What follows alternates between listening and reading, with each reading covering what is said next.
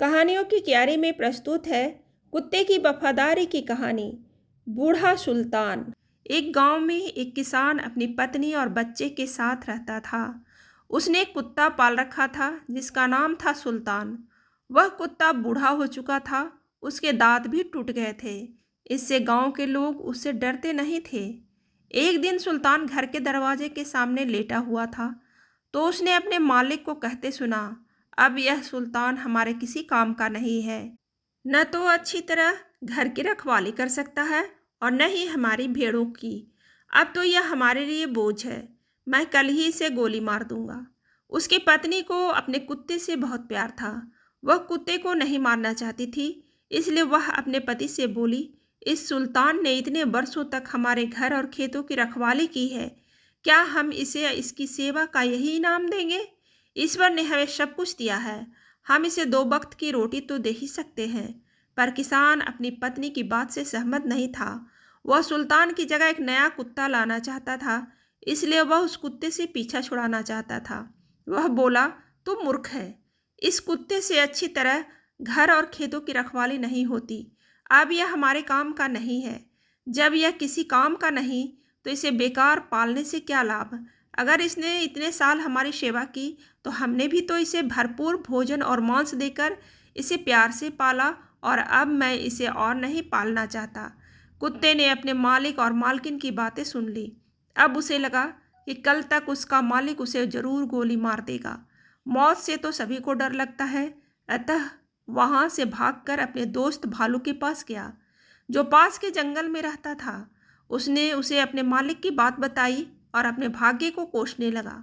तब उसका मित्र बोला, दोस्त घबराओ मत, इस मुसीबत में मैं तेरी सहायता जरूर करूँगा। मेरे दिमाग में एक विचार है, अगर तू उस पर अमल करेगा तो तेरी जान बच सकती है। उसने सुल्तान को अपनी योजना बताई। कल सुबह किसान और उसकी पत्नी छोटे बच्चे के साथ खेतों में जाएगा, क्योंकि उसके छोटे बच्चे की देखभाल करने वाला उसके घर में कोई नहीं है। खेतों में काम करते समय वह अपने बच्चे को वही घास फूस पर लिटा देगा। उस समय तुम उस बच्चे की रखवाली करने बैठ जाना। जब मैं इस बच्चे को उठाने आऊँगा तो भौंक भौंक कर और मुझसे लड़कर मुझे वहाँ से भगा देना। मैं बच्चे को वहीं छोड़कर जंगल की ओर भाग जाऊँगा। इससे तेरा मालिक खुश हो जाएगा और तुझे गोली नहीं मारेगा। उसे लगेगा कि तू अभी भी भालू जैसे जानवर से उसके बच्चे को बचा सकता है, और तू अभी भी जंगली जानवरों से उसकी और उसके बच्चे की रक्षा कर सकता है। सुल्तान को उसकी योजना बहुत पसंद आई। अगले सुबह तड़के जब किसान और उसकी पत्नी और बच्चे के साथ खेतों के लिए चला तो उनका सुल्तान भी उनके साथ हो लिया। खेतों में पहुंचकर किसान की पत्नी ने अपने बच्चे को पुआल का बिस्तर बनाकर उस पर कपड़ा बिछाकर लिटा दिया। सुल्तान भी उस बच्चे से कुछ दूरी पर बैठकर भालू के आने की प्रतीक्षा करने लगा। थोड़ी देर बाद भालू चुपके से आया और बच्चे को उठाकर चल दिया। सुल्तान भौंकता भौंकता उस भालू के पीछे दौड़ा। तब भालू बच्चे को वहीं छोड़कर भाग गया।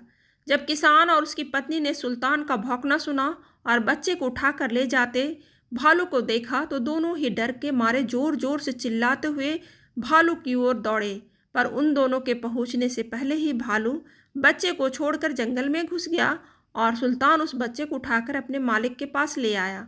किसान बच्चे को ठीक ठाक देखकर बहुत खुश हुआ और सुल्तान को बहुत प्यार किया, क्योंकि सुल्तान की वजह से ही उसकी बच्चे की जान बची थी। वह खुश होकर अपनी पत्नी से बोला, अब मैं अपने सुल्तान को नहीं मारूंगा।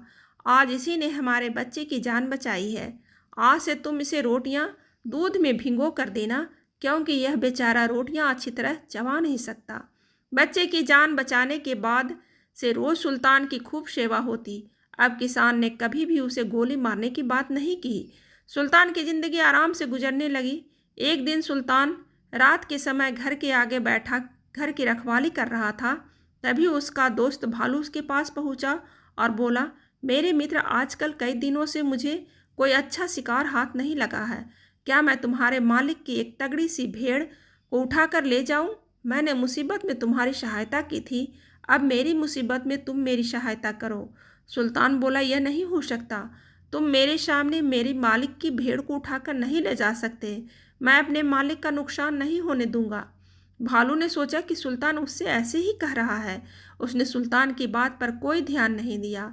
उस रात को वह चुपचाप वहां से चला गया। पर अगली रात वह जैसे ही भेड़ों के नज़दीक पहुंचा, सुल्तान ने जोर जोर से भौंकना शुरू कर दिया।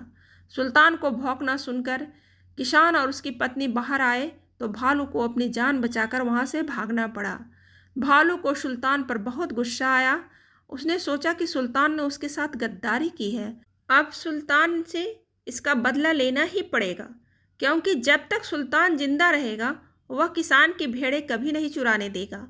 कुछ दिनों बाद भालू अपने साथ एक और भालू को लेकर एक अंधेरी रात में किसान के घर पहुंचा। सुल्तान ने जब भालू के आने की आहट सुनी तो भौंकना शुरू कर दिया, पर जब तक उसका मालिक उसका भौंकना सुनकर बाहर निकलता तब तक दोनों भालुओं ने मिलकर सुल्तान को मार डाला। इस प्रकार वफादार सुल्तान ने अपनी जान दे दी, पर अपने मालिक का नुकसान नहीं होने दिया।